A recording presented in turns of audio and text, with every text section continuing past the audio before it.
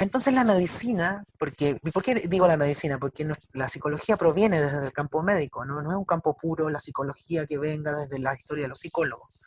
Con esto hago la distinción entre ciencia, disciplina y profesión, ¿no? Tan necesaria para poder entender la historia de nuestra profesión, ¿no? Es decir, la psicología primero como disciplina, entendida como un campo transversal de problemas, donde está la historia de la educación. Recuerden ustedes que la fundación de la Escuela de Psicología de la Universidad de Chile viene desde la Escuela de Pedagogía, los profesores, los que se institucionalizaron y generaron la Escuela de Psicología en los años 40, y al mismo tiempo muchas otras disciplinas piensan la psicología, ¿no? Piensan la mente y sus procesos y sus problemas. Esa es psicología como disciplina. Luego vino la psicología como ciencia, o sea, la producción teórica, que no solamente es de psicólogos. Pensemos, por ejemplo, en el caso, que es mi campo, el campo del psicoanálisis. Freud era un neurólogo, no era un psicólogo, no era un psiquiatra, como muchas veces piensa mucha gente, sino que era un neurólogo, y deriva en una de las grandes teorías que define el ser humano en el siglo XX. Y finalmente aparece la psicología como profesión. Entonces todos sabemos que la historia de la psicología tiene un gran hito fundacional, que es el laboratorio de Wundt en 1879 en Alemania, y ese es como el hito fundador de una historia institucional. Bueno, por, insisto de nuevo, esta idea de la pandemia, la peligrosidad, la enfermedad, plantea un relato histórico médico que es muy interesante rescatar. Y quiero dar ya en las primeras láminas una especie de diagnóstico que muchos médicos de la época en Chile, estoy hablando, situémonos en el comienzo del siglo XX, tenían sobre la medicina, pero especialmente sobre la medicina social. O sea, como el proyecto de país debía alimentarse de saberes del Estado, o sea, el Estado importaba saberes de los cuales debían higienizar, limpiar y controlar. Así, por ejemplo, un médico muy destacado como el que ustedes pueden ver, que se llama Lucas Sierra, ¿no? Un cirujano, decía esto, decía de esta manera, decía, ansía guiar al hombre, la medicina, ansía guiar al hombre en el camino de la felicidad, ideal u objetivo tras lo cual, al cual corremos todos en esta vida y muy probablemente también en la otra. O sea, Lucas Sierra hace el coqueteo católico ahí de que existía otra vida. Ni podía ser de otra manera, pues jamás habíamos dado a la salud el alto significado moral y educativo que encierra. ¿Se dan cuenta que ya la medicina no solamente es un relato al estilo biológico, sino que implica un relato moral, un relato social? Debemos hacer con nuestros subhombres, o sea, la clase popular vista como subhombres, ¿no? O sea, la teoría de la degeneración puesta ahí, la teoría de la inferioridad moral y la teoría de la inferioridad biológica, exactamente lo mismo que hace el hacendado con sus animales de trabajo, esto es, mantenerlos aptos para el trabajo. Lo mismo que se hizo durante la guerra, que muy luego, después de enseñarles a ellos mismos, aprendan a conservarse aptos para el trabajo. O sea, ya en dos párrafos nos damos cuenta de los límites de lo decible y lo pensable en el siglo XX desde el lado de la medicina. ¿Y por qué insisto en, o por qué subrayo la idea de los límites de lo decible y lo pensable? ¿Cómo podrían ustedes definir una época? Por ejemplo, ¿cómo podríamos definir el corte temporal de una investigación histórica? De decir ya 1920, 1950. ¿Por qué no es 1921? ¿Por qué no es 1918? Una época no se define cada 10 años. ¿Han visto que mucha gente celebra 2020? El año pasado, claro, este año, perdón, cuando fue el cambio del año pasado a este año, no sé, yo estaba en ese tiempo en la Portales, me llamó la periodista de la universidad diciéndome que querían hacerme una entrevista sobre el cambio de época. Dice, ¿cuál cambio de época? No, que en 1920, o sea, 2020, perdón. ¿No? Eso supuestamente era un cambio, de cada 10 años cambia algo. No necesariamente es así. Cuando hacemos historia, nosotros vemos que una época se define por lo que se puede decir y lo que se puede pensar, ¿no? Entonces, el largo alcance de esta frase de Lucas Sierra, 1920, uno podría decir, bueno, es difícil hablar en público así de los subhombres y que la medicina tiene la misión de salvar la patria. Yo no estoy tan seguro de eso. Hay momentos donde esos límites todavía se siguen coqueteando. Todavía, mi hipótesis es que todavía muchos psicólogos son degeneracionistas, son lombrosianos. Siguen pensando de que existe masa popular degenerada, ¿no? Veámoslo el 18 de octubre, muchos discursos así volvieron a salir. Entonces, esto tenía impregnación. Miren, se hablaba de la epidemia moral y la locura, ¿no? Y acá había el boletín médico de la caja de seguro obligatorio. O sea, existía una autoorganización también médica que tenía sus propias publicaciones, que tenían un mensaje, digámoslo así, redentor. Dice, no hay epidemia más grave que la miseria, ella aumenta la inmoralidad y la mortalidad del pueblo, desquicia los cimientos morales de la sociedad, ¿no? Es otro diagnóstico muy parecido, ¿no? Es decir, existe el pueblo degenerado que debe ser higienizado, ¿no? Y ahí hay un debate que es interesante plantear, que es las explicaciones que estos médicos y dirigentes políticos se daban sobre la miseria del pueblo. Si era algo endo, es decir, venía desde adentro, era genético, ¿no? Era algo transmisible en ese sentido, o era algo contextual, el ambiente. Ustedes recordarán a Joaquín Eduardo Bello, el autor de El Roto. ¿Recuerdan esa novela? Que justamente es la historia de un niño que vive cerca de la estación central. Decía lo siguiente, de nuevo la psicología de la felicidad, o sea, los que son psicólogos de la felicidad podrían estar muy felices de esto, es decir, que su discursividad tiene cierta historicidad en nuestro país. Dice, la educación de la psicología popular contiene los elementos de la salud, de la felicidad y del éxito futuro. Él diagnosticaba que el carácter chileno era profundamente depresivo y por lo tanto la psicología debía esparcirse por la población para que la gente pudiera dominarse y hacerse feliz. Dice, en nuestra tierra estamos necesitados de esta clase de estudios a causa de una visible depresión del carácter nacional, cuyo origen reside en las condiciones de raza, de vida y en primer lugar en la falta de maestros, del optimismo interno y profundo. Uno podría estar muy contento con una frase así, ¿no? Pero uno también podría pensar que es un reflejo medio maníaco de Edwards Bello, ¿no? Es decir, que esto se pasa como una especie de disposición psicológica donde ahí está la disputa, digo yo, ¿no? El cambio entre explicaciones que son derechamente actitudinales, hay que ser felices, o decir que aquí hay un problema altamente complejo de una sociedad segregada, altamente disfuncional en ese sentido, y donde hay una lucha de clases que no es poca, ¿no? Entonces, se dan cuenta que ya esto es el año 36, la psicología aparece como un elemento que sirve para construir cierta especie como de cambio de actitud, de ser como medio buen pobre, digamos, ¿no? No hay que quejarse mucho, hay que tener buena actitud, hay que ser positivo en el trabajo. El hombre sano, por lo tanto, en términos políticos, también aparece como un problema, y ya lo decía don Pedro Aguirre Cerda. Acá tenemos un discurso presidencial del 28 de diciembre del 39, donde dice, es imposible que un país alcance toda la eficiencia y la grandeza a que aspiramos, los que tenemos la responsabilidad de su porvenir, si no solicitamos la cooperación máxima de toda la fuerza nacional comprensiva para formar un individuo sano que responda a un esfuerzo superior y a un equilibrio adecuado de su capacidad física y mental, ¿no? Para ponerlo al servicio de la patria. O sea, esta vuelta de nacionalismos, ¿no? Un discurso nacionalista, un discurso higiénico, un discurso médico y un discurso moral implican ingredientes interesantes para el gran relato de la transformación de Chile a comienzos del siglo XX.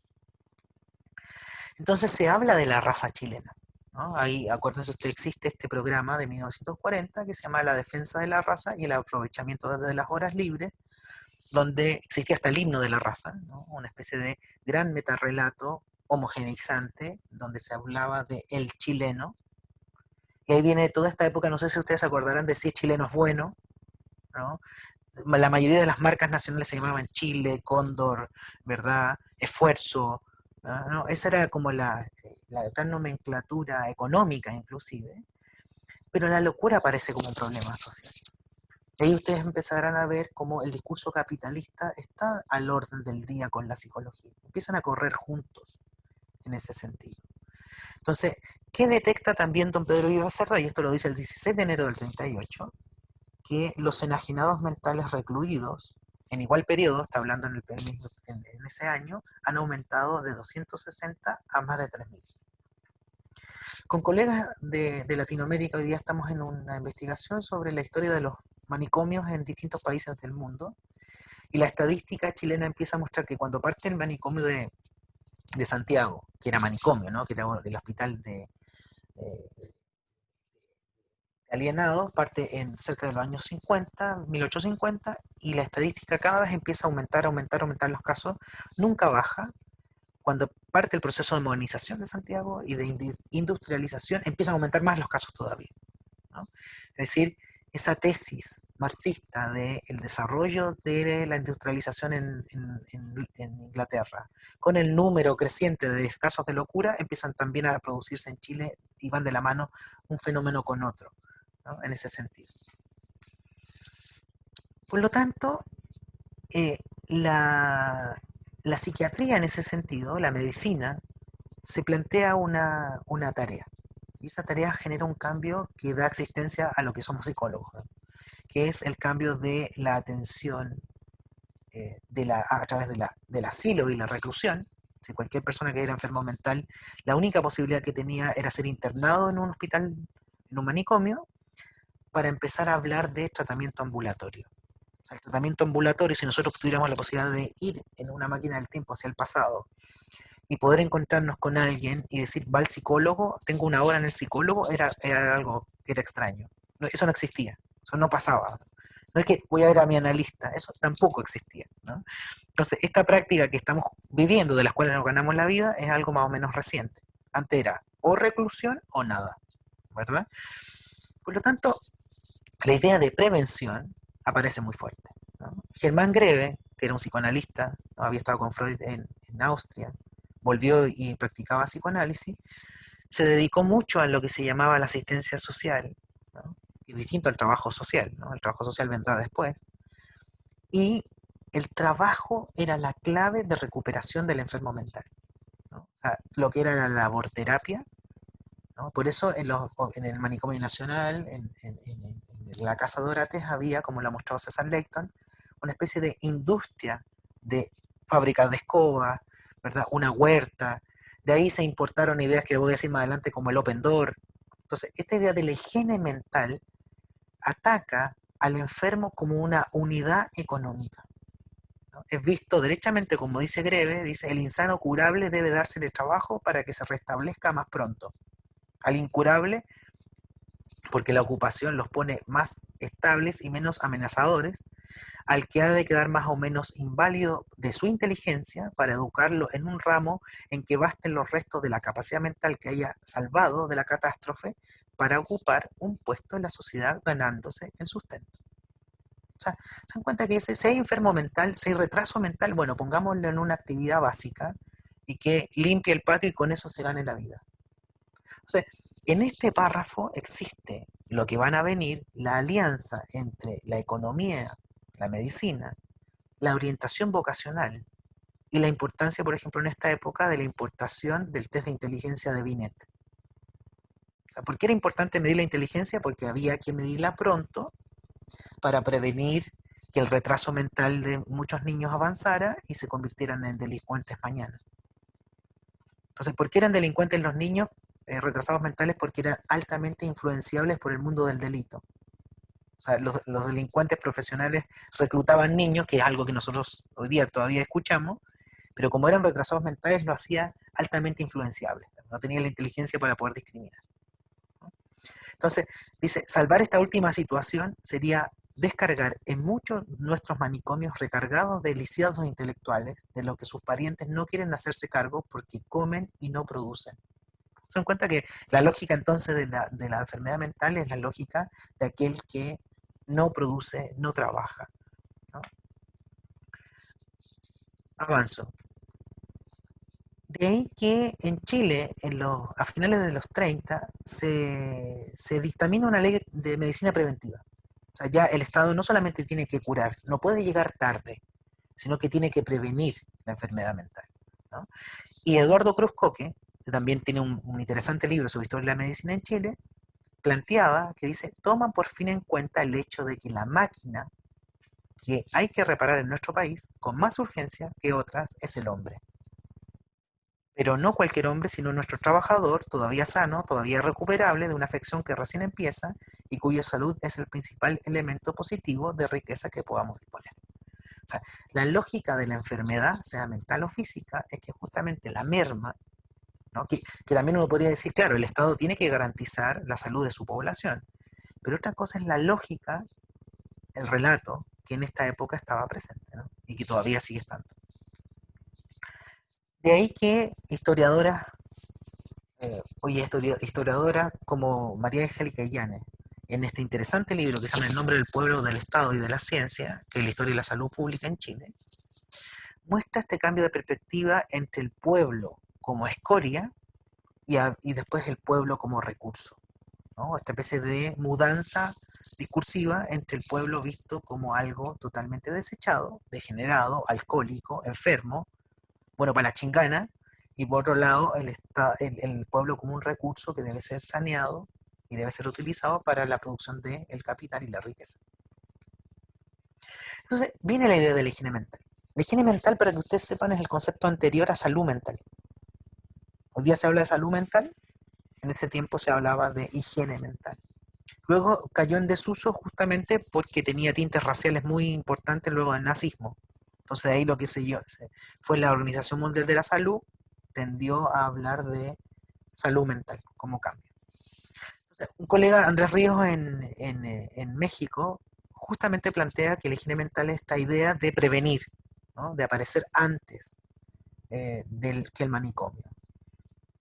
Y esto, como ustedes pueden ver, ha tenido ciertas vertientes de investigación, que en este caso mío es la higiene mental ligada a la historia del desarrollo de Santiago. Hoy día estoy en una investigación que vino de mi tesis doctoral en historia y del Fondesit que estoy haciendo hoy día, que es transformación moderna de Santiago y el impacto psicológico que eso tuvo en la población, ¿no? Es decir, cómo las dinámicas de trabajo fueron como enloqueciendo a la población, fueron mostrándole nuevas alteraciones mentales debido al cambio de vida. Imagínense lo que era Santiago, una ciudad colonial, y en algún minuto empiezan a haber ruidos de autos, luces, trabajo al estilo fordista, ¿verdad? Horarios de trabajo totalmente explotadores, digamos, y eso empieza a haber enfermedad mental. ¿No? No hay registro de eso todavía, ¿no? Y eso justamente tiene una alteración de la noción de tiempo. Yo he visto que los registros muestran la gente empieza a vivir apurada, no empieza a decir. Empieza el estrés, no como estrés, digamos, pero sí aceleración del tiempo. Lo que tomar este objeto también nos habla de la circulación de la ciencia. Ya Edward Bello hablaba de, por favor, que la psicología circule popularmente. O sea, ya no podemos hablar de psicología como historia de, de la escuela de psicología. Y lo mismo ligado con los saberes de la medicina, la psiquiatría, el psicoanálisis y al mismo tiempo las historias de control social. Entonces, estamos hablando de que estos discursos construyen un otro peligroso. En este caso es el loco que no produce, el loco que gasta plata del Estado, el delincuente moral, ¿no? No está hablando, por lo tanto, de las historias entre las élites y las clases populares. O sea, se encuentra que la psicología gira en torno a todos esos circuitos y produce problemas, y produce cosas que hay que decir, y produce estrategias derechamente coercitivas, ¿no? Hay otros discursos más inclusivos, o sea, hay un fenómeno muy múltiple. Y acá, en ese sentido, insisto en esta idea de que hablar de higiene mental, como hablar de psicología, como hablar de psiquiatría, es hablar no solamente de esos campos en sí mismos. Ustedes sabrán que hay que hablar de un terreno múltiple donde este fenómeno gira, ¿no? Una especie de concepto que es una especie de disco giratorio, donde los pedagogos también hablan de esto, los sociólogos al comienzo hablan de esto, los psicólogos partieron también discutiendo al respecto, y la medicina social, ¿no? Entonces, la idea de la prevención de la enfermedad mental no era una idea nueva, esto es otra cosa que esto es nuevo que quiero agregar, sino que proviene de un movimiento internacional que es justamente la higiene mental, que nace en Estados Unidos y en Francia, ¿no? Y allí les plantea otro problema, ¿no? ¿Qué lugar tenía Chile en este escenario internacional a propósito de la recepción de estas ideas internacionales, ¿no? La experiencia ganada en la Guerra Mundial, acá estamos hablando del periodo entre guerras mundiales. Acuérdense ustedes que en 1918, por ejemplo, en el Congreso Internacional de Psicoanálisis en Budapest, se planteó el problema de las neurosis de guerra, ¿no? Es decir, venía gente posguerra mundial altamente desorganizada, estresada, traumatizada, trauma de guerra, y no podían trabajar. Y la gran esperanza del gobierno húngaro, porque este congreso fue justamente en Hungría, era que los psicoanalistas aportaran con medios curativos para que la gente pudiera volver a trabajar. Miren, este folletín lo encontré muy notable, que se llama Defiéndase de la locura, ¿no? Que lo publicó Honorio Delgado en la Sociedad de Beneficencia Peruana, y que esta cartilla circuló en Chile también, donde estaba la idea siguiente de, primero, prevenir, que busca establecer la lucha contra la herencia morbosa, evitando la propagación de los trastornos mentales. No digan que es como el coronavirus, digamos, como la misma lógica de contagio. Segundo, un diagnóstico precoz, ¿no? necesitaban los psicólogos médicos de esa época tener herramientas de diagnóstico precoz, lo que implicaba una renovación de la episteme psicopatológica y al mismo tiempo una renovación de la técnica. De ahí ciencias auxiliares. El psicólogo cuando apareció en Chile era, digámoslo así, un auxiliar del médico que podía medir inteligencia y al mismo tiempo generar una intervención vocacional, o sea, en vez de ser delincuente que vaya a hacer escoba o a hacer otras cosas, digamos, y al mismo tiempo el juez, y al mismo tiempo la visitadora social, ¿no? Esa articulación es la que quiero mostrar con ustedes hoy. El tratamiento oportuno aparece, por lo tanto, y la creación de nuevas instituciones. Robert Castell dice algo que es muy interesante, que es la figura del alienista. Ustedes saben que el alienista es el concepto anterior al psiquiatra, ¿no? Antes de que haber psiquiatra había alienista. El alienista luego se convierte en psiquiatra, la psiquiatría se independiza de la neurología y la figura del psiquiatra estalla. Eso dice Robert Castell. Estalla en toda la sociedad. Ya no es el manicomio, sino que aparecen otras instituciones. Por ejemplo, el Open Door. Por ejemplo, las unidades ambulatorias de psiquiatría en los hospitales generales y el tratamiento ambulatorio de los dispensarios, ¿no? O sea, los COSAM de esa época, para que ustedes me puedan entender. El CESFAM de esa época, que tiene a psicólogos trabajando ahí viendo 50.000 pacientes cada 2 minutos y medio, ¿verdad? Toda esa vuelta es justamente la idea de que ya no es el asilo, ya no es el manicomio la única salida, sino que la sociedad chilena se psicologiza. Por eso que el profesor tiene que saber psicología, por eso es que la gente tiene que ir a tratarse y volver a trabajar. Esa lógica aparece ahí. Y ahí está, como ustedes pueden ver, una especie de croquis que estaba en la revista de Beneficencia Pública sobre cómo debía ser una buena sección de psiquiatría para el hospital de Antofagasta.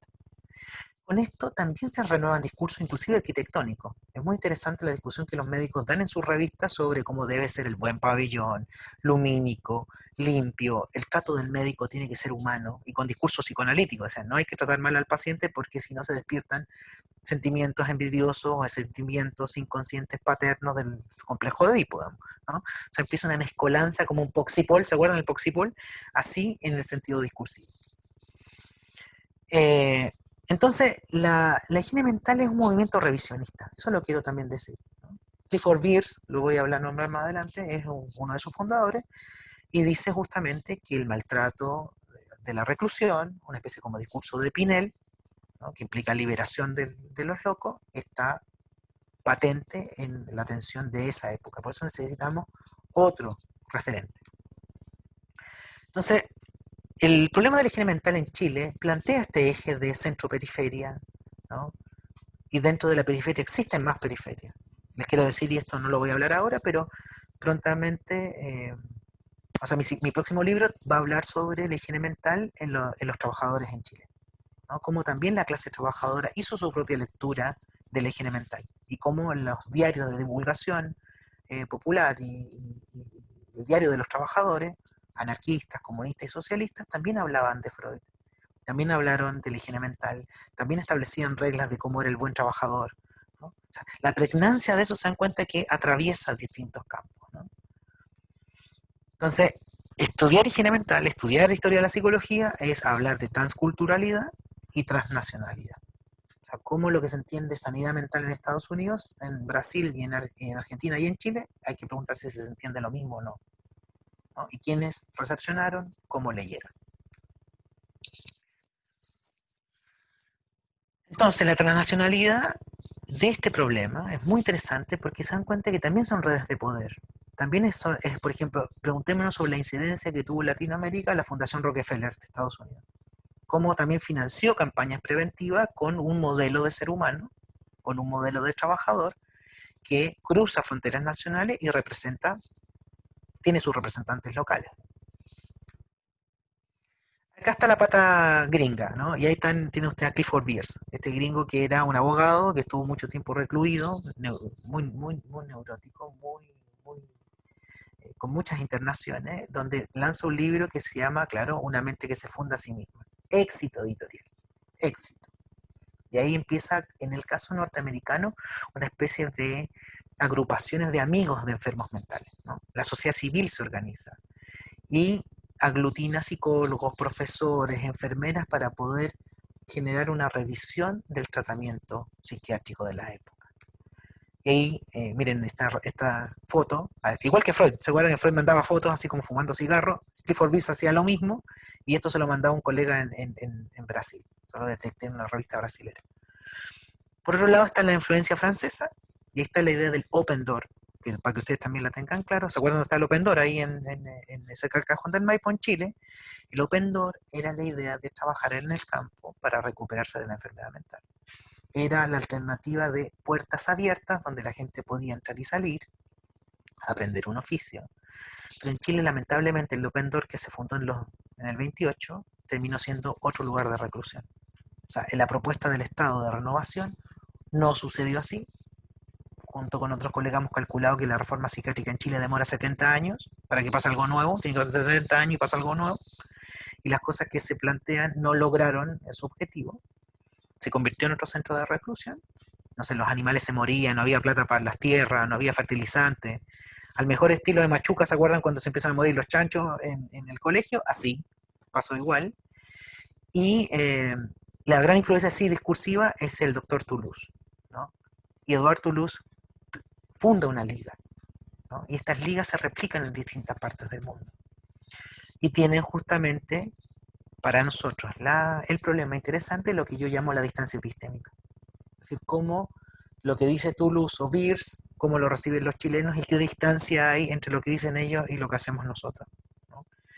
Y acá hago un coqueteo para que podamos pensar juntos sobre la aplicabilidad inmediata de las teorías Foucaultianas para pensar esto. Visto que se dice, bueno, este es control social o control a lo Foucault, el poder psiquiátrico, es difícil pensarlo en el caso chileno, porque nunca el médico tuvo el mismo papel que pasó en Francia, nunca el sistema jurídico se alimentó tanto como en Francia, y el Estado no tenía esa omnipresencia en el campo psiquiátrico. Acuérdense que en los años 40 los psiquiatras decían que ellos eran la cenicienta de la medicina. O sea, a las 12 se convertían todo en calabaza, digamos, no tenían nada, no tenían ni un recurso, ni un reconocimiento. ¿Ah? Totalmente periférico. Bueno, esto lo voy a avanzar para no, porque ya esto ya lo comenté. Quiero que vean esto. Miren, en Latinoamérica se fundaron ligas de higiene mental, ¿no? O asociaciones en la época de entreguerras, muy fuerte. Brasil en el 23, Argentina en el 29, Perú en el 22 y Chile en el 31, ¿no? Y ahí aglutinaba personas como Hugo Lía Plaza, Alejandro Alrío, el que fundó justamente la Escuela de Trabajo Social, Juan Garafili, y ellos, a diferencia de los otros casos latinoamericanos, nunca tuvieron una revista. En otras partes sí había revista, difusión, gran aglutinación. Miren las cosas que investigaban los tipos. Esto es en Brasil. Esto es muy interesante, que es la higiene mental y, digámoslo, como de los niños, ¿no? Y al mismo tiempo también estudios de las sensibilidades, ¿no? Estudios sensoriales. O sea, por ejemplo, en el caso laboral, cuando la gente se agota sensorialmente, ¿no? O sea, cuando el rendimiento se satura en términos sensoriales y baja su rendimiento, ¿no? Eso lo hacían los higienistas. Entonces, la relación entre el sujeto y el ambiente se basa en una postura neolamarquiana, ¿no? O sea, el neolamarquismo aparece como una gran oferta donde se dice que bueno que el ambiente cambie porque el ambiente va a proveer que las nuevas generaciones hereden buenas características. No es un darwinismo cerrado o un lombrosianismo. Se cuenta que implica una revisión de ese determinismo. Avanza un poco más. Claro, tendrían que venir los discursos como defiéndase de la locura, ¿verdad? La locura o la alienación mental es evitable y debe ser evitada. Hogares que no deben formarse, por lo tanto la higiene mental también va de la idea del matrimonio controlado. También se fantasea con la idea del certificado prenupcial. O sea, la gente antes de casarse tenía que llegar con un certificado que dijera que no había ascendencia de locura, prostitución, alcoholismo, ¿verdad? Había que generar los buenos matrimonios eugénicos, ¿no? Y las cartillas tenían las siguientes instrucciones. Los padres de familia, llegado el momento de casar a sus hijas, o sea, esto también nos sirve como sustento para investigaciones históricas con enfoque de género, me parece muy interesante, realizan una laudable investigación de los antecedentes del candidato a marido. averiguar si el candidato es formal, si el candidato es trabajador, si el candidato, perdón, es buena familia y si el candidato tiene dinero, ¿no? ¿Se dan cuenta? O sea, también nos habla todo esto de los imaginarios sociales que se empiezan a formar y de los horizontes sociales. Es decir, ya no solamente los imaginarios, sino hacia dónde hay que ir. Por eso se llama horizonte social, ¿no? Es el ideal hacia dónde hay que llegar.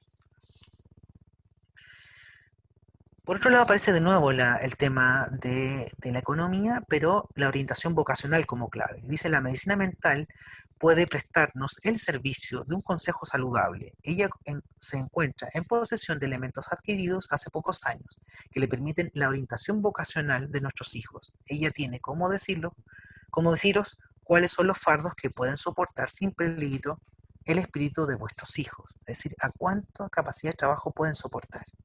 Vamos a decir, qué capacidad laboral tiene cada persona, cuáles son sus máximos de rendimiento y cuál es justamente el límite que lo enloquece. Fíjense ustedes el imaginario de Dr. Jekyll y Mr. Hyde. No sé si conocen esa historia, ¿no? Este tipo normal que después se vuelve un loco en la noche, ¿no? Toma una pócima y se vuelve loco. Ese imaginario es una fantasía que está presente en todos estos tipos. Todos estos médicos empiezan a decir que el sujeto llega a un minuto donde ya no resiste más y se convierte en un enajenado mental. Yo me acuerdo cuando estaba niño había una caricatura de Tribilín que aparecía manejando en una ciudad norteamericana y llegaba un minuto donde se volvía un loco y un enajenado al volante, ¿no? Ese mismo imaginario está presente ahí. La introducción de la noción de ambiente, por lo tanto, se hace muy importante. Se dan cuenta que ya no es solamente la esterilización como la idea, sino que también el ambiente. Pero aquí el ambiente tiene una ligación, o el estudio del ambiente, la intervención de tal, tiene una ligación con el Estado. Samuel Gajardo fue el primer juez de menores de Santiago en los años 28, ¿no? Así como los tribunales de familia. Samuel Gajardo pensaba que el juez moderno debía no solo sancionar conductas, sino buscar las causas inconscientes. Él era muy psicoanalista. De hecho, tuvo una escuela abierta de psicoanálisis, ¿no? Donde cualquier chileno podía ser analista. Y él planteó este libro que se llama Los derechos del niño y la tiranía del ambiente, psicología, educación y derecho penal, ¿no? En su gabinete de menores, o sea, en el tribunal, atendía a los niños, los interrogaba para poder saber cuáles eran sus conflictos y daba instrucciones pedagógicas, psicológicas a los padres, ¿no? Eso es muy notable. Y acá se habla de la educación moral, ¿no? O sea, la educación moral es intelectual y es profesional al mismo tiempo. O sea, el Estado se declara la prerrogativa de meterse dentro de la vida íntima de las familias chilenas, ¿no? Eso se declara abiertamente ahí, ¿no? La intimidad del hogar no debe, pues, dice Gajardo, ser indiferente al Estado, como lo era hasta hace poco. Y se exige hoy a todos los hombres que tienen a su cargo la tutela de niños una correcta vida privada. La vida privada del individuo es la más importante función pública en cuanto ejerce influencia sobre la formación moral de los niños confinados a su cargo, y por eso la vigilancia del hogar, que es el medio en que esa vida se desarrolla, es un deber de higiene social de ineludible necesidad, ya que tiene a constituir los cimientos del progreso humano y sobre la base más sólida y eficaz sobre la valoración del individuo. O sea, si lo pensamos así, ya se declara un cambio bien importante de la función del Estado y estamos hablando de familias populares, no necesariamente de las familias de la élite, ¿no? O sea, el Estado genera todo un aparataje de validación de intervención en la vida pública y privada. De ahí aparece otro personaje, ¿no? Y el otro personaje es justamente el nacimiento de las visitadoras sociales. Y esto María Angélica Llanes también lo ha demostrado de manera muy interesante, ¿no? Es decir, María Angélica Llanes decía, bueno, como son mujeres, pueden ingresar más abiertamente, con menos problemas, a las familias populares y guiarlos moralmente, vigilar esas vidas. Entonces, ya no estamos hablando, ¿se dan cuenta de la transformación sistémica, digamos, de personaje? El alienista se convierte en psiquiatra, el psiquiatra salía con el juez de menores genera una vinculación con el psicólogo y el psicólogo también trabaja al alero con las trabajadoras sociales o asistentes sociales. De ahí viene la intervención psicosocial, ¿no? Que hoy día cualquier programa del Estado, yo trabajé en María Ayuda, la protectora de la infancia, aparecen así, tal cual. Entonces, un problema importante es la sensualidad de la ciudad, ¿no? Ya se los decía, acuérdense de todo lo que son los estímulos. Imagínense lo que era recorrer Santiago hasta la calle Estado, mírenlo ahí, la aglutinación de gente, los ruidos, la producción, el trabajo y el consumo. ¿Cuál es entonces el problema? Si el problema es la energía, justamente el problema es el cansancio. Por lo tanto, aparece la masturbación como un problema, ¿no? El masturbador es es uno de los grandes problemas, ¿no? O sea, como lo podría decir derechamente, la energía se le va entre los dedos. Eh, aparece la discusión sobre la educación sexual, ¿no? Es decir, los conservadores dicen no, la educación sexual es la vida íntima de las familias católicas conservadoras, y los que son masones, generalmente, dicen no, hay que derribar Bastilla. Samuel Gajardo era masón, dice, hay que generar información, y esa información son políticas abiertas de prevención de la masturbación y de la sexualidad higiénica. Con esto ya voy terminando. Aparece también y al mismo tiempo la noción del antisocial. El antisocial ligado al anarquista, ligado al toxicómano, alimentó una ley en los años 50 que es la ley de estados antisociales. Y ustedes sabrán que Piñera hasta hace poco quería reflotar esa ley de estados antisociales. O sea, aparece esta discusión de nuevo que los peligros para la seguridad interior del Estado son estas personas que, como decía Lombroso, el anarquista, el niño y aquel que promueve el voto universal son degenerados mentales. Porque no necesariamente todo el mundo vale igual, y son la raza degenerada, son los restos humanos que van quedando y que van a dañar al órgano limpio que debería ser el resto de una sociedad, como lo estaban pensando este tipo de personas. Con todo esto ustedes se dan cuenta que estamos conversando de una lógica discursiva donde se une lo económico con los saberes que ganan una amplia autoridad social.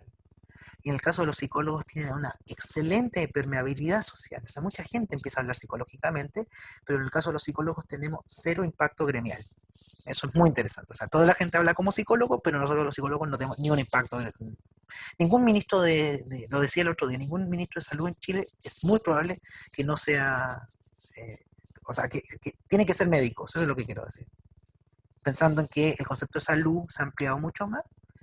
Pero, ¿por qué será que en Chile, y eso es un tema de investigación, la gran permeabilidad de la psicologización de la sociedad, los usos que la psicología tiene como métodos explicativos de los problemas sociales que tenemos, y como muchas veces la lógica de explicación va hacia lo individual y psicológico, en su mayoría? Hoy día se habla de que somos poco emprendedores, ¿verdad? De que somos envidiosos algunos de nosotros, queremos todo gratis, las lógicas van en esa orden. Con eso termino diciéndole a ustedes que se den cuenta que, aunque sea muy antiguo, no significa que hemos dejado de pensar así. Y que el problema de coronavirus reflota matrices discursivas que estaban ahí, ¿no? No están muy alejadas de algo que estamos viviendo. Eso, les agradezco mucho. Quedo atento a comentarios, preguntas, no sé si la Claudia está por ahí, no sé, alguien que nos ayude en esta parte. Sí, muchas gracias, Mariano. No sé si me escuchan. Mariano, ¿me escuchas? Sí, yo te escucho, perfecto. Ya, genial. Entonces, a través del chat que tenemos, voy a sacar la pantalla para que Dale. podamos ver las cámaras, todo. Ok. Ya. Claudia Andrea Contreras tiene preguntas, entonces las vamos a desmutear. Perfecto.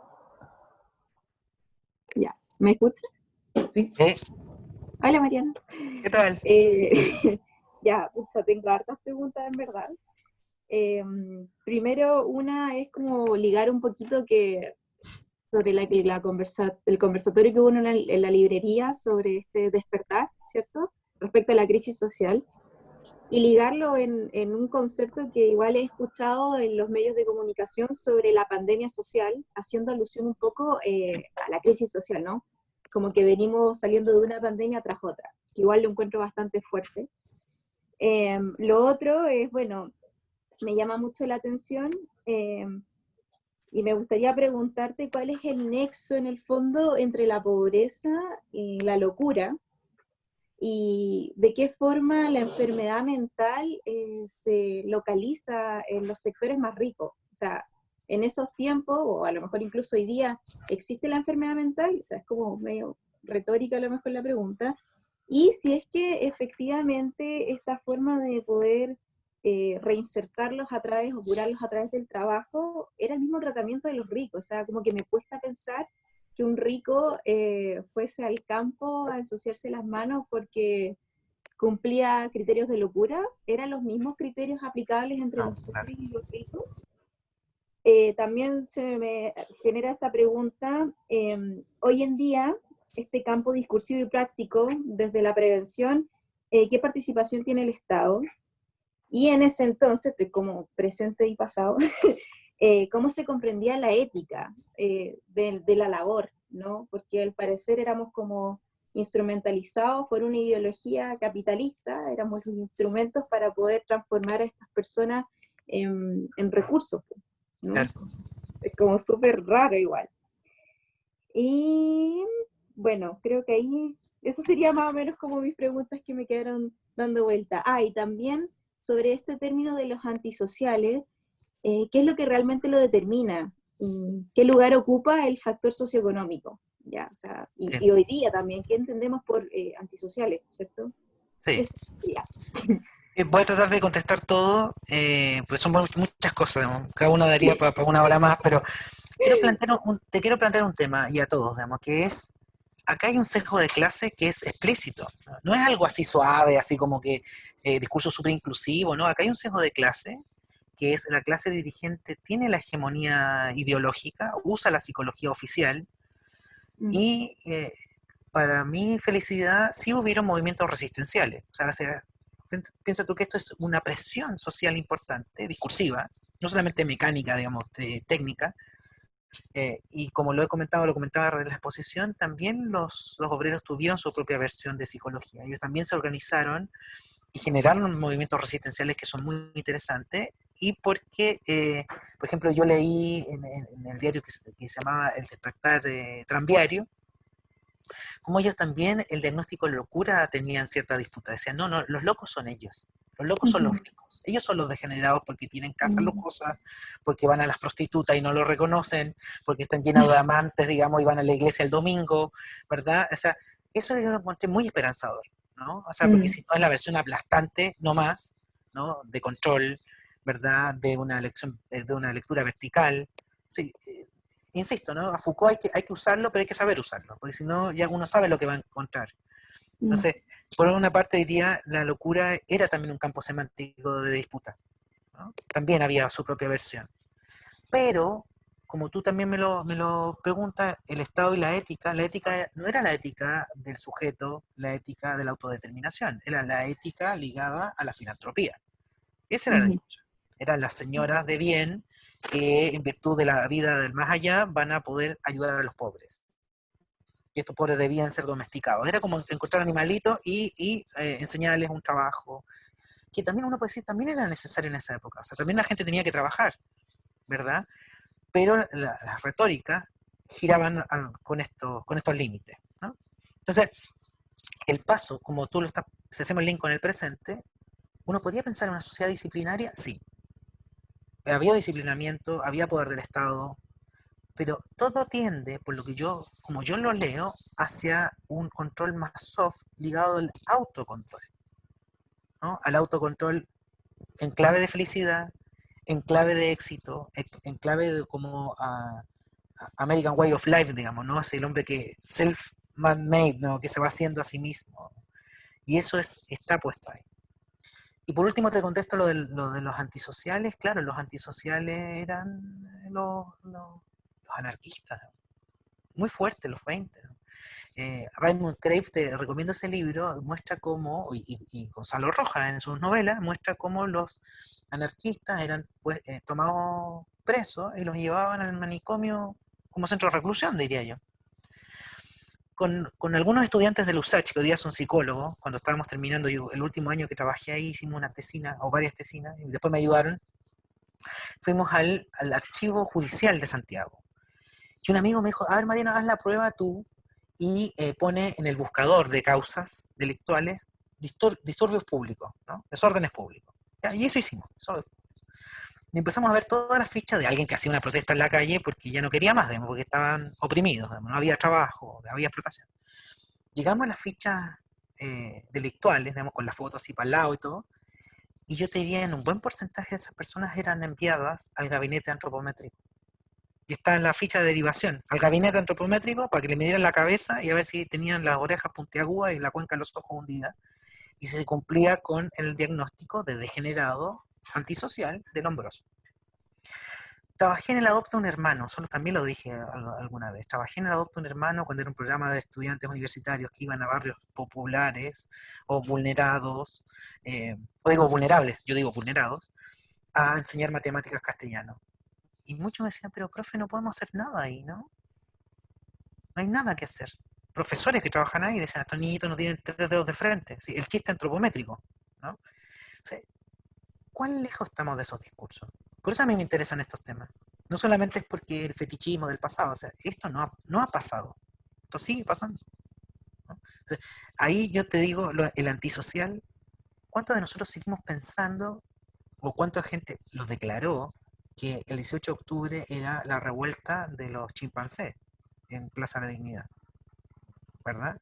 Piensa tú en los discursos como más conservadores, decían, claro, son todos rencorosos, son todos antisociales, quieren destruir el país, ya sé. Eso. Perfecto.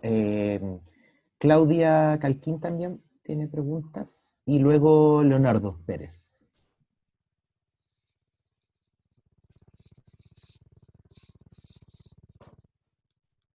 Claudia. Claudia, no te escucha nada.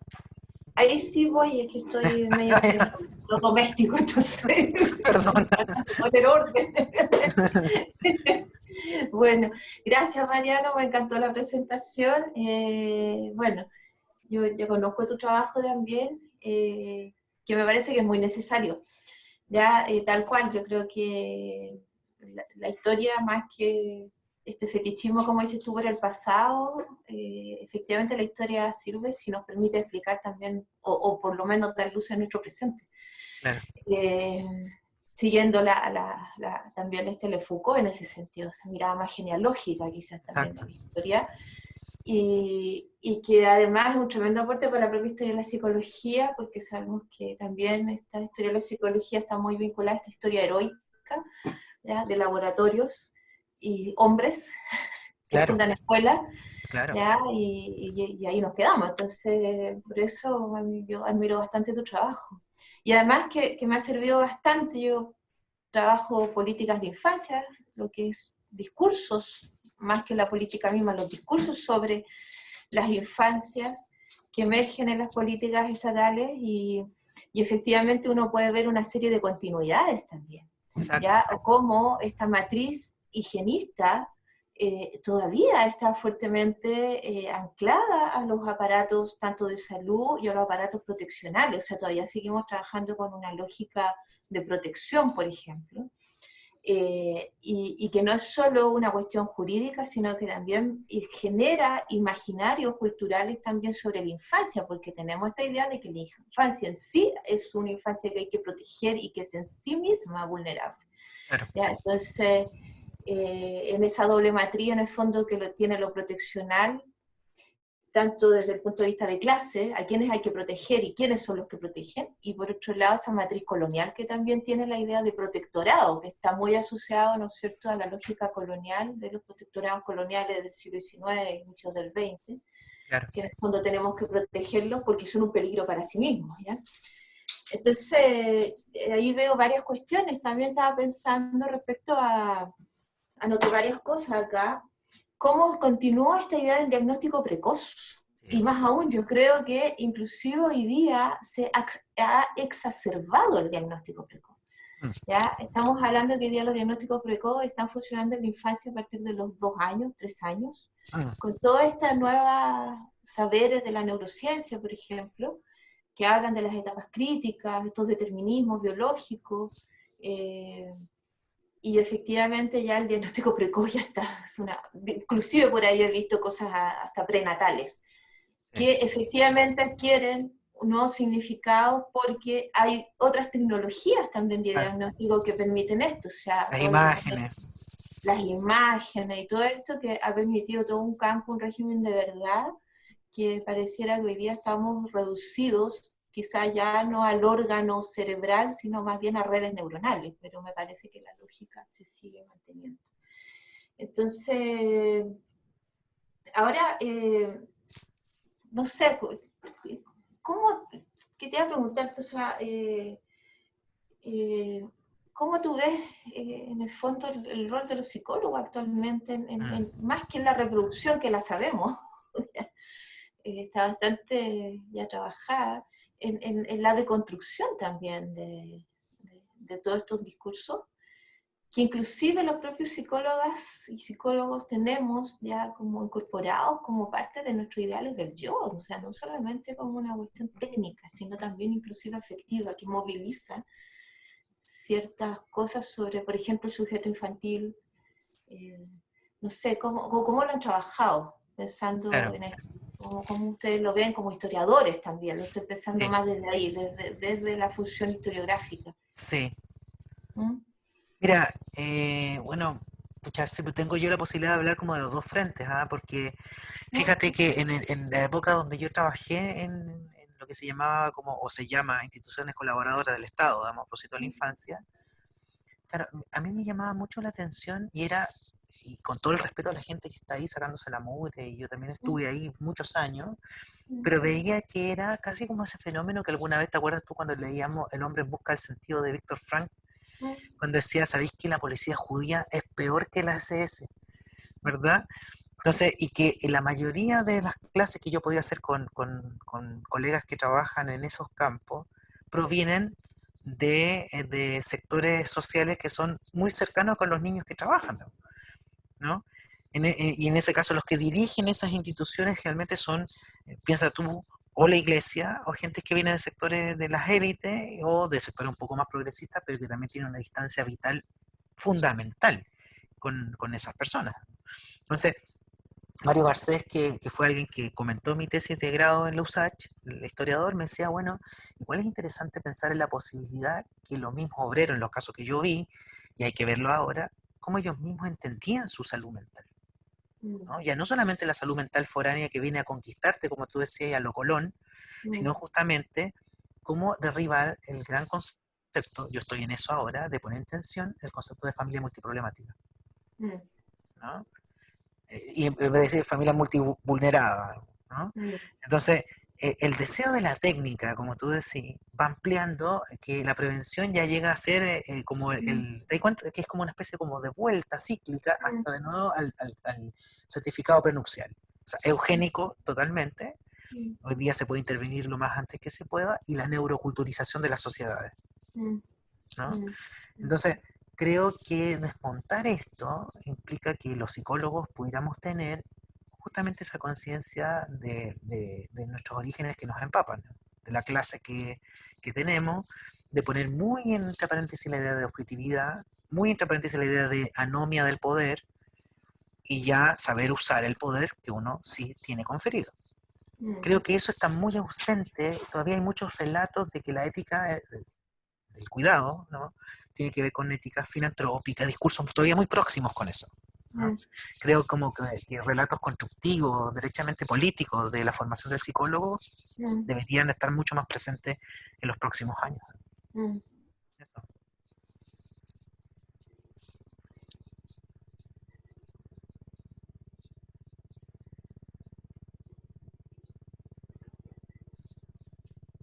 ¿Hay más preguntas? Leonardo nos va a hacer una pregunta. Lo estamos desmuteando. Ah, ya. A ver. Ahí sí. Perfecto. Sí, ahí sí. Gracias.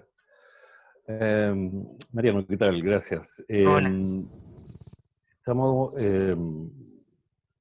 bueno, esta lógica de probar que la clase dominante construyó en Chile, bueno, en varios lados, esta idea de la salud, enfermedad, la diferencia, la impone, ¿no? Pero a mí me parece preocupante que esto hoy día ha traspasado en general el imaginario, o sea, está instalado como imaginario social. Yo también trabajé en servicio de salud mental, servicio público de salud mental.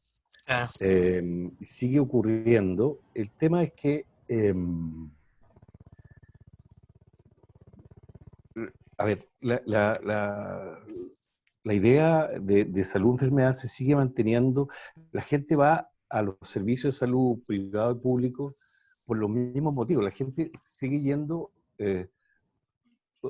o la psicología en general, la salud mental, la psiquiatría pública y todo, sigue apuntando a básicamente restablecer la capacidad productiva de los individuos. Claro. Ese es fundamentalmente el objetivo de la lógica de salud mental en Chile. Sí.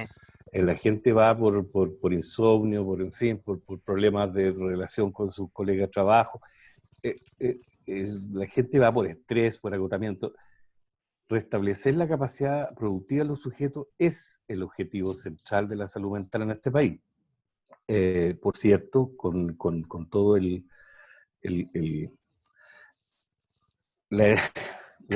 idea de modelo, ¿no?, capitalista que hay detrás de eso. Nosotros seguimos siendo unidades económicas para el modelo y básicamente sigue siendo esa la única función. Lo que ocurre, y esto entendido desde Byung-Chul Han, que sigue la lógica Foucaultiana, ¿no?, de la biopolítica a la psicopolítica, se sigue instalando la idea en la población, la idea social, de que eso sí, tal cual, es efectivo, que la salud tiene que ver con la productividad. Mientras más productivo un individuo, más saludable, tal cual. Entonces, y eso sigue siendo, pero se ha traducido a esta cosa de salud mental como felicidad. Hay hitos en este país, no sé, líneas como de la colega Pilar Sordo, por ejemplo, que instala esa idea con fuerza, sigue siendo, ¿no?, y responsabilidad propia. Entonces, la salida, el proyecto de salud social hoy día instalado, es un proyecto individual, o bien te metía una terapia, o bien te metía una cosa más, qué sé yo, mística, algún tipo de religión o cosa más New Age, en fin. Y por cierto, abandonar absolutamente cualquier posibilidad de solución colectiva. Claro. Lo colectivo está absolutamente... Entonces, mi pregunta es, las escuelas de psicología, la mayoría, siguen potenciando esta idea. Siguen egresando colegas que piensan, que creen y que nutren al servicio público y en sus espacios privados a que la respuesta, el éxito, la felicidad, pasa porque primero la gente sea emprendedora y por otro que sea muy productiva, ¿no? Pero eso está instaladísimo. Tú haces una descripción histórica brillante de cómo se construyó esto, pero esto sigue pasando.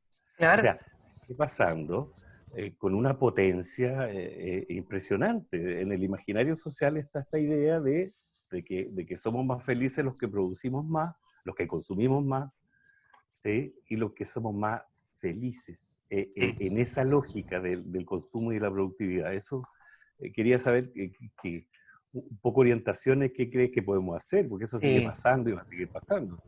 Gracias. Oye, gracias, Leonardo, muy, muy interesante tu intervención, porque aparte la ligo con lo que me decía la Claudia recién, y me hace pensar en algo que, claro, que justamente se acentúa mucho más en la época postdictadura, que es la despolitización de la vida.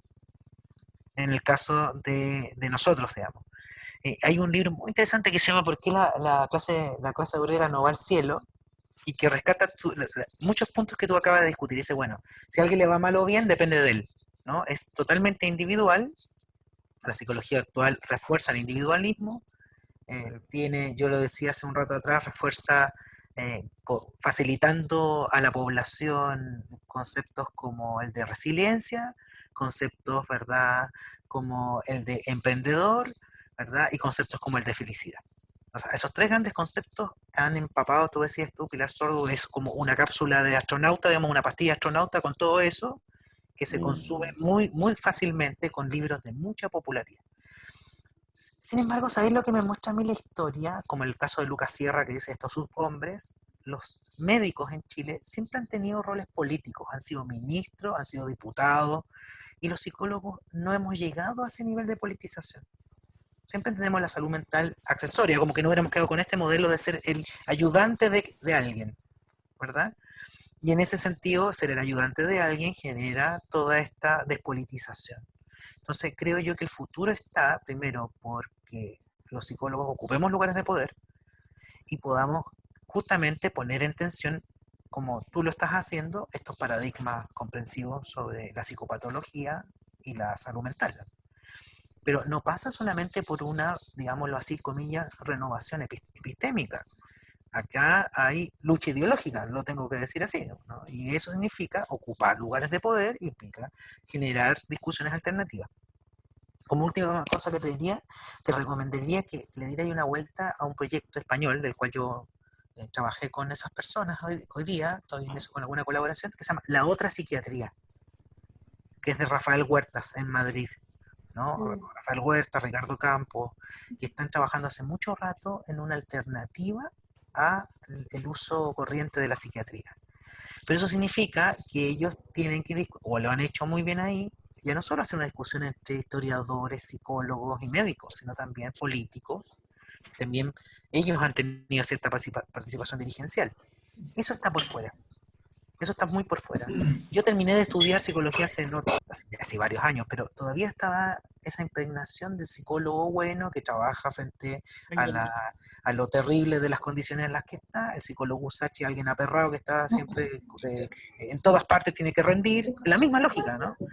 Entonces, creo que lo que era la antigua psicología, lo que quedaba todavía esa idea de la psicología de la liberación, algo de la politización de los psicólogos, es muy necesario reflejar, urgentemente. Y eso no está en el colegio de psicólogos, ¿eh? Quiero decir eso. Esa discusión no está ahí, digamos, lamentablemente. Tengo muy gente que quiero mucho ahí, pero no está ahí. No está en las sociedades gremiales. No está. No, eso. Okay, sí, no sé si alguien más había pedido la palabra, pero parece que no. No tenemos a nadie que pidió la palabra, pero liberamos los micrófonos para facilitar el diálogo, así que Están estructurados. están estructurados. Sí. Sí, o sea, pero igual yo creo que sí está esta figura de quizás de la Pilar Sordo, ya, pero no es necesario llegar a la Pilar Sordo para ver la despolitización, o sea, yo creo que, porque en el fondo sabemos que ella se escapa como no es la representante de lo técnico de la psicología, ella como que ocupa un lugar espectacular de la psicología, y que inclusive como aquello que muchos psicólogos no quieren llegar a ser, ¿ya?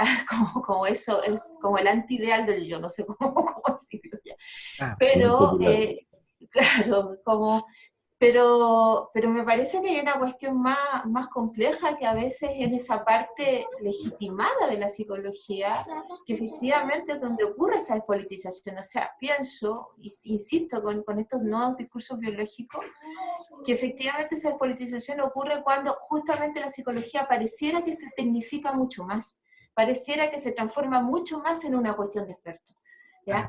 Entonces, ¿qué es lo que pasa hoy día con los discursos de la neurociencia, diría más bien, no con la neurociencia? Sabemos que el ser humano sin cerebro no hace nada, o sea, está claro, ¿ya? O sea, no vamos a discutir el discurso biológico, sino más bien cuál es el uso político que se le da al discurso biológico, que sabemos que es la base también de todas las discriminaciones que vienen hace de cuánto tiempo. Entonces, que ha sido la forma de justificar las discriminaciones sociales. Entonces, que es un discurso de poder por excelencia, el discurso biológico. Entonces, hoy día vemos cómo, por ejemplo, las bases técnicas de todas las intervenciones estatales o de esta cuestión subvencionada, desde el fondo de la forma intermedia, ¿ya? Si pareciera que le suben el estatus técnico, si tú hablas de las bases neurobiológicas, de la inequidad, no sé, de la familia multiproblemática, del problema del apego, o sea, entonces parece que la mayor tecnificación mayor uso de un lenguaje técnico que un poco se arranque de esta ansiedad psicológica de que si somos ciencia o no somos ciencia, pareciera que más que se acerca a la ciencia, pareciera que ocurre una mayor despolitización y una mayor individualización de los problemas. Claro. Mira, yo creo que tú, Ahora, sí, dale.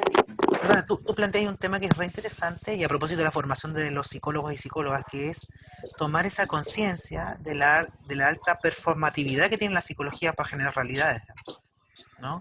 O sea, es como si alguien te enseñara a trabajar con un reactivo que tiene mucha volatilidad, digamos, ¿no? O sea, que trabajáis con unidades analíticas que generan ontologías. Y eso yo no sé si somos tan conscientes de eso. Es decir, cuánto se pone en tensión la noción de ser humano en la psicología. Y que la psicología la produce, la culturaliza, la valida, ¿verdad? Alimenta otros discursos. Creo que no. Creo que, como tú decís, somos conscientes de esa alta permeabilidad, pero tenemos un rol anexo, bien técnico, todavía, ¿no? A pesar de tener una herramienta que podría generar mucho cambio social. O sea, si uno tomara conciencia de eso, tú podrías decir, claro, pues si yo genero otros parámetros, pero no, eso todavía está muy difícil de hacer. No estoy diciendo que sea imposible, estoy diciendo que es difícil, ¿no? Pero es necesario, yo creo que es súper necesario. O sea, a mí me pasa con los psicoanalistas somos, me incluyo, los campeones del individualismo, los campeones del individualismo, los campeones de la interpretación individual en ese sentido, ¿no? Y hasta hace poco, en la sociedad que yo estoy, luego del golpe de Estado, se descubre como la influencia del ambiente, así como, yo lo llamaba con mucho cariño como la noción del atraso epistémico en el cual nos encontramos, ¿verdad? O sea, necesitamos como reconfigurarnos a nuevos discursos. O sea, hoy día Eric Fromm me parece un tipo de mucha más avanzada, ¿no? He vuelto a leer Eric Fromm y dice, ¿por qué no estuve en México? ¿Verdad? Porque aparece el tema de clase, el tema de los trabajadores, ¿verdad? Aparece el tema de la explotación, cosas que no hemos hablado, ¿te fijas? Como que nos quedamos después de la postdictadura con la reconciliación y la reparación, que es muy necesaria, pero falta un discurso mucho más profundo.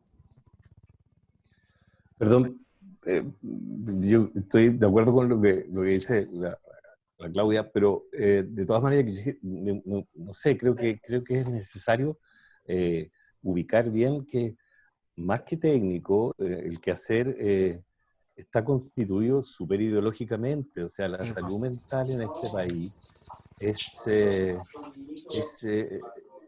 se ubica en una persona productiva, consumidora, burguesa. Claro. La burguesía es salud mental, eso así está constituido. Claro, ahí está sano. Entonces eso es la salud mental, claro. Y eso está súper construido en todas las generaciones que salen hoy día, en fin. Es súper ideológico, es menos técnico, digo. Sí, no sé, tienes razón. Partamos por reconocer eso, digo. Leonardo, te recomiendo, hay una tesis que se hizo en la UDP, en el magíster donde yo era director, muy interesante, que se llama Te quiero ver feliz, ¿no? Y Te quiero ver feliz era a propósito de la tarjeta de los puntos de París, tarjeta de punto París, así punto, no sé cómo mierda. ¿Cuándo hicieron esa tesis? El año pasado. Hace 2 años. Hace 2 años se hizo. Sí. Francisco Dickinson hizo esa tesis. Yo tuve la suerte de acompañarlo metodológicamente y él analizó de punta a rabo toda la publicidad de París en los diarios, en la radio y en la televisión con el Te quiero ver feliz, ¿no? Y las imágenes. Y ahí yo también he encontrado un sentido muy valioso para los que somos analistas, ¿no? Llegar a ese tipo de análisis, ¿no? O sea, un tipo que tiene ese enfoque y dice, yo voy a ver la ideología que se impone a través de la publicidad, ¿no? Así que lo encontré te la recomiendo. Está por ahí, si no, escríbeme y yo te la reenvío. Ya, ok. Sí, O a todos, digamos. Disculpa, había Leonardo un poco, si a propósito de un poco de esa distinción o de aclaración que hace, quizá, claro, porque hasta qué punto lo técnico y lo ideológico se pueden separar. o hay una línea de demarcación que uno diga aquí está lo técnico y acá está lo biológico. O sea, sabemos que esa distinción es muy difícil, o puede que no exista incluso. Pero sí, a lo que voy, a lo que lleva un poco a esa apariencia de tecnicidad, ¿ya? Que, por ejemplo, te lo da esta nueva forma de política pública basada en la evidencia. Yo siempre, bueno, ya que estamos en confianza, voy a decir una talla y parece que la evidencia siempre es neoliberal. ¿Ya? O sea, pareciera que la evidencia siempre te está apuntando a cuestiones que son sumamente neoliberales, individualizadas. O sea, pareciera que esa evidencia que arroja esos estudios o esas revisiones sistemáticas para asegurarte, ¿no es cierto?, que cierta terapia, la cognitiva conductual, por ejemplo, es la más efectiva, ¿ya? O sea, entonces, quizás sería, entonces mejor decir, pareciera que esa apariencia de tecnicidad finalmente está operando a través de toda una politización, y ahí sí creo como una cuestión ideológica, tomando la ideología más clásica desde Marx, o sea, como ocultamiento de sus propias condiciones de producción.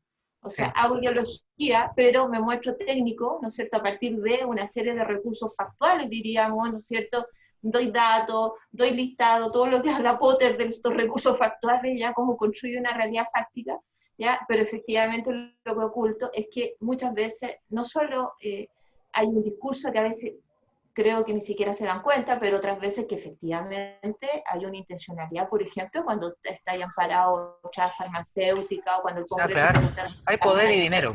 Claro, o sea... Claro. Oye, la Maricel, ¿te quería decir algo, Maricel?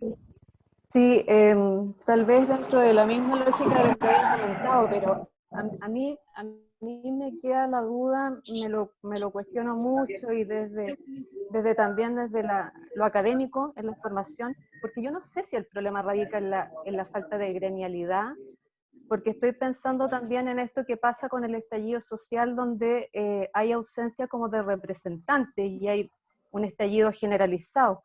Entonces a mí me parece que esto de que no seamos considerados también, por ejemplo, o consultados en la generación o la elaboración del Plan Nacional de Salud Mental, por ejemplo, tiene que ver con que también siento que hay cierta pasividad desde la formación de los psicólogos, donde no hay un rol crítico a la formación, sino que una fábrica de psicólogos estandarizados en diferentes corrientes.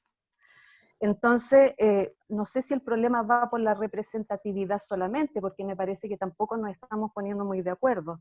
Entonces, también finalmente yo creo que desde ahí caemos en esta misma lógica como del rendimiento, ¿cierto? Como que nosotros también nos hemos puesto en ese lugar de ser personas que estamos sujetas a una productividad y no estamos haciendo ningún guiño crítico también al modelo que se nos está imponiendo, sobre todo en la salud mental pública. No sé, me gustaría escuchar tu opinión. Claro, a ver, yo creo que no tiene que ver solamente concuerdo con la idea de que no es representatividad, así como psicólogos solamente en lugares de poder, porque ese psicólogo sí representa al gremio o no al gremio. Creo que, claro, el cuestionamiento del modelo es algo muy difícil de conseguir en ese mismo, porque la misma psicología es parte del problema, ¿no? Un poco lo que decía Leonardo, ¿no? O sea, cómo va a ser un movimiento fragmentado, es una disputa tal cual. Y quería comentar un ejemplo. En Recoleta, hoy día estoy como trabajando con ellos, hay un grupo de trabajo que se llama Círculos de Escucha. No sé si lo conocen. Sí, claro. Y círculos de escucha no participan psicólogos haciendo terapia, es la gente que se autoorganiza, se junta y hay un facilitador que no necesariamente es psicólogo y ha sido reconocido como una herramienta de trabajo que le llaman ellos como complementaria a la medicina, digamos, pero que es una herramienta de trabajo de autoorganización que va desde abajo, no desde arriba, la gente detecta sus problemas, se apoya y qué sé yo. Lo encontré también muy valioso en ese sentido porque en esa comuna se genera una alternativa de salud mental que proviene desde las personas sobre lo que entienden como sus propios problemas y las propias soluciones. Entonces, eso no quería no mencionarlo, pero en el caso de lo que dice Maricel, yo creo que es verdad. O sea, sacar psicólogos como escuelas de psicología hay hoy en Chile, así como al horno, digamos, no está muy complejo.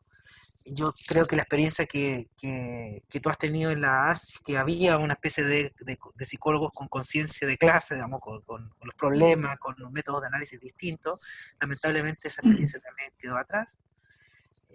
Bueno, falta un gran lugar, creo, yo no sé cómo hacerlo, pero un lugar donde exista un proyecto de psicólogo que tenga esa visión crítica y que no quedemos al servicio de esta especie de inercia. Se dan cuenta que esta cuestión capitalista es tan fuerte porque es como una inercia que te va llevando y aparece uno haciendo lo que hacemos siempre, ¿no? Yo cada vez estoy tratando, y ya le doy la palabra a Rodrigo, que también lo escribió recién, cada vez que hago una interpretación cuando trabajo, digo, pucha, hay alguien que me dice, Mariano, estoy pasándola mal en el trabajo, y no, te enseñan a pensar así como reacción, transferencia con el padre. ¿No? A esto cuando uno dice, esto debería ser una transferencia negativa con lo paterno, ¿verdad? Y yo digo, bueno, no, he empezado a ver, bueno, ¿está sindicalizado usted o no? ¿Es acoso laboral, sí o no? O sea, me empecé a abrir como a otros tipos de pensamiento en ese sentido. Pero como que me tengo que atajar solo, ¿no? Como que me viene al tiro esta idea de que, transferencia negativa con el padre. Y la misma mierda que me aparece siempre al tiro a la cabeza, ¿no? Es muy terrible, porque me han formado así. Bueno, no es mi culpa, digamos, ¿no? Yo también tengo que tener conciencia. Pero es otra escucha, como dice la Claudia, es otra escucha en ese sentido, ¿no? Pero les digo, tengo que atajarme solo. Y por eso a veces aparezco, no sé, pues me han tildado de rojo, como si fuera una especie como de insulto. Yo me siento orgulloso, ¿no? Pero Amaranto en todo caso. Claro. Entonces lo plantean así. ¿Ya? Rodri. Ok. Bueno, hola Mariano, muchas gracias por tu participación. Muy buenas como todas las del seminario.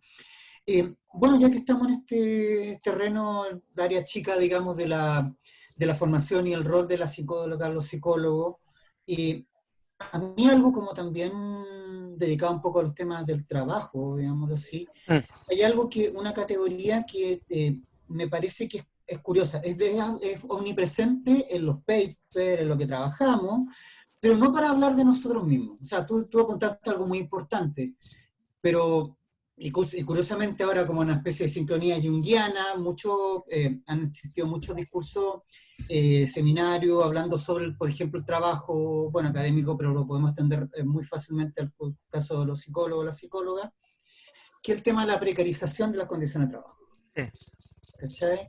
Entonces, que a veces no se habla, se aparecen otras categorías, como nihilismo por ahí, bueno, no vamos a entrar en detalle, pero... falta todavía, además de ese error político, preguntarnos también, bueno, porque muchas veces lo que oscurece es que nosotros tengamos otra posición en la más inmediata, en las más condiciones de vida, son las precarizaciones de nuestras condiciones de trabajo. Entonces, eso, preguntándote un poco su opinión, pero también podemos extenderle a propósito de lo que tú decías de los roles, porque la precarización no es un tema de ahora y mucho menos en América Latina, pensándola como en condiciones de trabajo. Entonces, yo lo que te quería preguntar es si esta condición de precariedad, que igual tiene muchas dimensiones, muchas aristas, ha sido algo que tú has visto de alguna forma en el gremio a nivel histórico y que ahora cómo la podríamos ver a propósito de la despolitización del rol de las psicólogas y psicólogos actuales. Gracias por tu intervención, Rodri, pero claro, en el fondo igual estamos conversando, como tú nos recordáis muy bien, de condiciones que son materiales. No solamente condiciones discursivas, en el fondo hay condiciones materiales que producen subjetividad. Eso es clarísimo, ¿no? Ya no podemos decir que la gente va a vivir mejor porque se dice sujeto y no tiene para comer, digamos, ¿cachai? Como que eso no hace demasiados cambios, digamos, el tema es material. Pero fíjate que lo que yo he visto, y te voy a contestar, tú sabes las cosas que yo he investigado, yo lo que vi, y esto en el caso de los obreros, que a mí, les digo, yo cada vez que yo me meto a investigar a los anarcos, a los socialistas, a los comunistas y con sus propios diarios, es un ejemplo de vida tan notable, porque mira, en la mayoría eran analfabetos. Los que escribían los diarios eran recortes de otros diarios internacionales y al mismo tiempo se hacían pasar por mujeres, así como la mujer obrera, y eran tipos para poder impulsar otro tipo de feminidad. Eso me parecía como notable.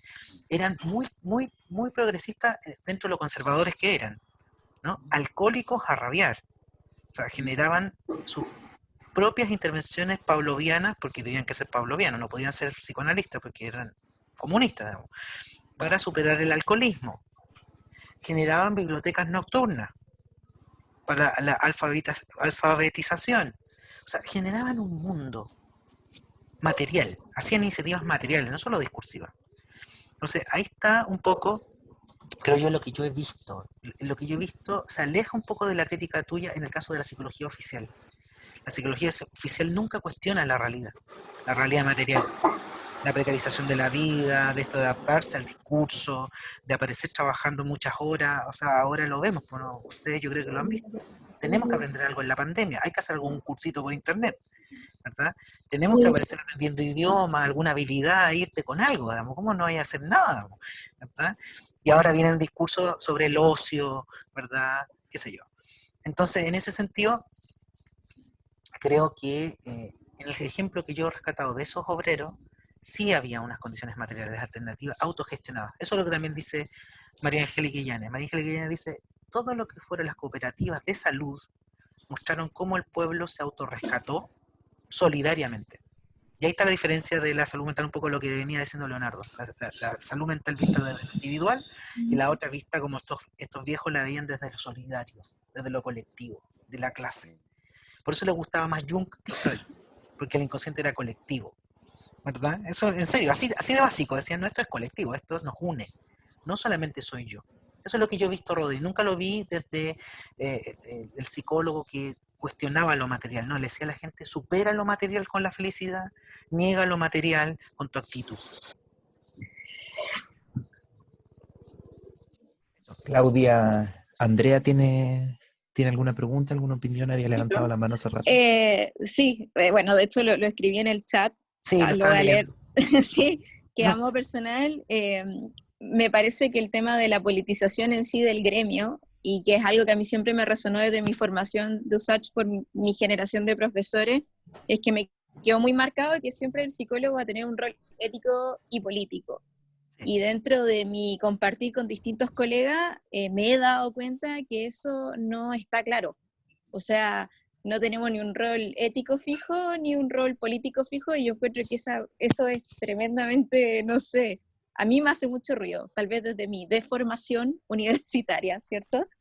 Y creo que esto también de la politización trasciende incluso de si los psicólogos somos o no somos políticos. O sea, en sí como sociedad hubo una crisis de lo que se entiende por política, en donde la política se entiende a través de los partidos. O sea, como de izquierda o de derecha, y hacer política es mucho más allá de eso. Y por eso también yo creo que las generaciones hacia atrás, e incluso incluyendo la mía, que ya empezó, según yo, o quiero creerlo, a quebrar un poco con este paradigma, a recomprender o resignificar lo que es la política y cómo hacer política.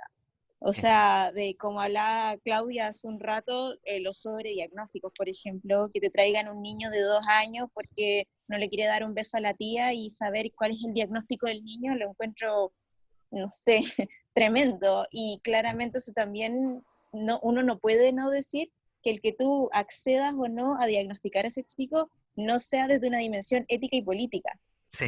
Entonces, bueno, era como una reflexión, y también agrego que a veces me cuesta comprender esta neutralidad del colegio de psicólogos, por ejemplo, con temas como el aborto, qué sé yo, a lo mejor la tortura, que siempre son respuestas tan amarillas, de repente, ¿cierto? Como no quedo mal con nadie, y como uno, como psicólogo, también te enseñan a ser este ente neutral, que nada te afecta, que podía atender a cualquier paciente, si es que torturó en dictadura, si es que, no sé, qué sé yo, mil y un cuestión más, y encuentro que es imposible desapegarse de eso, y por lo menos, yo vuelvo a rescatar, yo me quedo mucho de que desde el nivel ético y político la cuestión es súper clara, y eso a la gente incluso le molesta. O sea, yo he ido a entrevistas de trabajo, y cuando les digo yo tengo una postura ética y política clara para mí, y van a haber cosas en las que no voy a transar, es molesto. Y creo que esa es la pequeña revolución, ya a lo mejor, claro, desde lo macro no funciona, pero desde lo macro no tan solo en la psicología, sino que tal como menciona Marisol, no hay representantes tampoco. O sea, estamos en sí en un punto histórico en el cual hay una crisis de cómo se comprende la politización y la política en sí. Entonces, si es que ya desde lo macro, entendiendo el ambiente, hay una crisis en la política, es difícil pensarlo también desde el mismo gremio. Eso era como lo que quería compartir. O sea, yo estoy muy de acuerdo y creo que, bueno, cuando estaba ahí como escuchándote, dan ganas como decir, bueno, ya, pues hagamos un colectivo, fundemos algo, trabajemos juntos, más como que juntarnos a llorar, así ya estamos jodidos, ¿o no? Porque si no, Claro. estamos fritos, digamos, porque de verdad ya diagnosticamos que hay crisis de representatividad, hay crisis de conceptos, digamos, necesitamos la emergencia de una psicología politizada, crítica, eso es claro. Pero ¿qué vamos a hacer? Vamos a quedar mirando cuando pasa el desfile, digamos. Parece que hay que tomar conciencia de esa agencia política. O sea, en mi caso, digo, la formación que yo me he ido proporcionando con los años me llevó a la historia, porque de verdad ahí encontré que hay, o sea, yo estudié en USACH, historia, es realmente politizada, o sea, con una conciencia de clase, con una ganas de poder desarmar estos entramados, y necesitamos generar esas posibilidades. Ojalá que al final de este seminario pandémico pudiéramos, en algún minuto, la Claudia está ahí en la voz, si no, otro, aglutinar algo y ¿por qué no? Si lo hicieron los compañeros obreros, ¿cómo no vamos a poder hacerlo nosotros? ¿No? Yo creo que también esa posibilidad es necesaria. Hacer la revolución como dice Hugo. Exacto. Claro. Exacto. Mm. Sí, yo creo que es necesario. Esto tiene que pasar la discursividad, porque el impacto del discurso universitario, ustedes saben que el gobierno toma decisiones y da lo mismo los expertos, ¿no? La noción de expertos es muy periférica, ¿verdad? Entonces necesitamos, sí, aglutinar y trabajar. Yo creo que es muy necesario, hay que trabajar. Eso. Totalmente de acuerdo. Claudia quiere el micrófono. Claudia. Se demora en aceptar la solicitud. Ahí sí. Por favor, aprieta el botón, Claudia Calquín.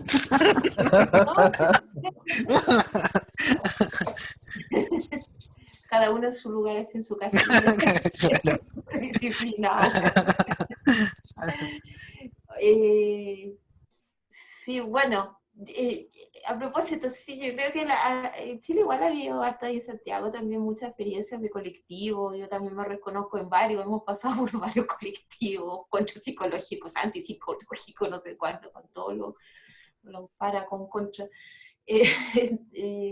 Pero sabes que igual creo que es interesante, yo creo que es un tremendo desafío disputar los espacios que están bien más arriba, o sea, nosotros igual reclamamos harto contra los, por ejemplo, los criterios Fondesit, y la verdad es que también terminamos aceptándolo o retirándonos. Yo creo que ahí reconozco, sí, por ejemplo, yo como investigadora, yo me retiré de psicología, me salgo y me voy para sociología. Tú te vas para historia, me imagino. Sí, yo no investigo en psicología. Claro, yo tampoco, porque a pesar de que podía hacer temas muy interesantes, o sea, imagínate, tú que haces historia de la psicología y no investigas en el grupo o no te reconoces en el grupo de psicología porque te deja fuera.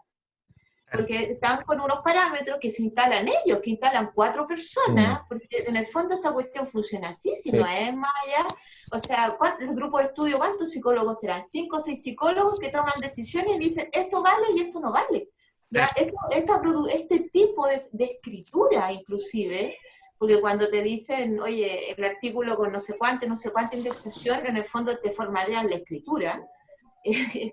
Y ellos deciden en 4 paredes y claro, y ahí creo que el error es que uno se retira. Yo hace rato que me retiré y me fui para la sociología y la verdad es que me he sentido mucho mejor en sociología, a pesar que tampoco podemos decir que la sociología en Chile, wow, es la gran progre, ya, pero sí me siento un poco más cómoda ahí que efectivamente los psicólogos, porque efectivamente las disputas de poder que están ahí, o las posiciones de poder están súper. Oye, claro. Y que llevan varios años, pues, si gente de cuando nosotros éramos chicos que está metido ahí y va a seguir estando y parece que harto tiempo más. Es verdad, pero mira, hay buenos ejemplos. Yo creo que es un campo que disputar también. Yo coincido contigo, Claudia, 100%. Yo mi primer Fondesit lo gané en sociología, lo otro ha sido en historia, o sea, psicología. Yo sabía que no, sabía que no, porque yo no hago variables ni definiciones operacionales ni nada de eso. Sin embargo, en serio, sin embargo, creo que hay buenas experiencias extranjeras, como tú conocís, pues tú mismo tienes vínculo de trabajo con David Pavón, trabajo de los de Ian Parker, ¿verdad? Hay gente que está trabajando a nivel internacional que nosotros podríamos generar un muy buen, la gente de la otra psiquiatría, y aglutinarnos y trabajar, ¿no? Y no quedarnos solamente en la queja, yo insisto en eso, digamos. Y saber dónde vamos a encontrar y dónde no. Yo con el tiempo he ido sabiendo dónde sí puedo encontrar un poco más y dónde la politización tiene más borde. Entonces, creo que sería bueno. O sea, yo creo que la gran conclusión que me quedo hoy día es que ir hacia lo concreto en ese sentido, ¿no? Hacia poder generar espacios de reflexión y trabajo. Sí, sí. Eso. Bueno, gracias Mariano. ¿Alguna consulta, comentario más para ir? ¿No? Agradecerle a todos. Bueno, muchas gracias Mariano. A todos. A todos, muchas gracias. Y vamos cerrando. Gracias por asistir, por la participación. Tamara, perdón. Creo que el diálogo que se ha dado acá ha sido espectacular. Estoy muy contenta, Mariano, gracias. No, gracias a ti, Claudia. Con tu trabajo también te lo agradecemos. Te lo agradezco mucho que existan este tipo de miradas sobre la psicología y de la historia de la psicología. Yo te hago mucha barra, soy tu fans, ¿no? Es mutuo, por favor. Sí. Bueno, y si entre nosotros también no nos damos cariñito también, ¿quién más? Con este mundo tan hostil, también quizás ciertas formas de pensamiento. Así que bueno, y a todos agradecerles nuevamente, y nos estamos encontrando el próximo jueves, que esto no acaba, ya ahí vamos a tener una presentación de Carlos Ramírez, que aquí nos está acompañando también, otro profesor también egresado de USACH, estamos todos con la camiseta puesta, y que nos va a hablar también de cine y miedos pandémicos, y estas cosas cinematográficas, ya muy vinculado a los estudios visuales, evidentemente, y los estudios culturales. Así que muchas gracias y nos estamos viendo. Adiós. Chao, gracias. Chao, chao. Chao.